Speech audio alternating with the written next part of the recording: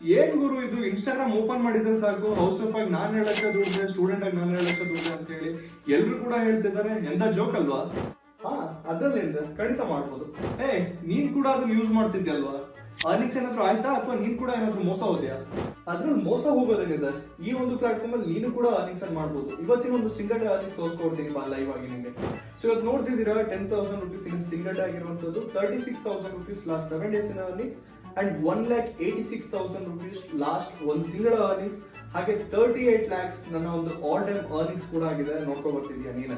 ಅಲ್ಲ, ನೀನೇನೋ ತೋರಿಸ್ತೀಯಾ ಇಷ್ಟಿಷ್ಟು ಅರ್ನಿಂಗ್ಸ್ ಮಾಡಿದ್ರೆ ಅಂತ ಹೇಳಿ, ಬಟ್ ಇವಾಗಿನ ಕಾಲದಲ್ಲಿ ಸ್ಕ್ಯಾಮ್ ಅಂಡ್ ಫ್ರಾಡ್ ತುಂಬಾ ನಡೀತಾ ಇದೆ ಅಲ್ವಾ? ಇದನ್ನ ಖಂಡಿತ ನಂಬೋದ ನಾವು?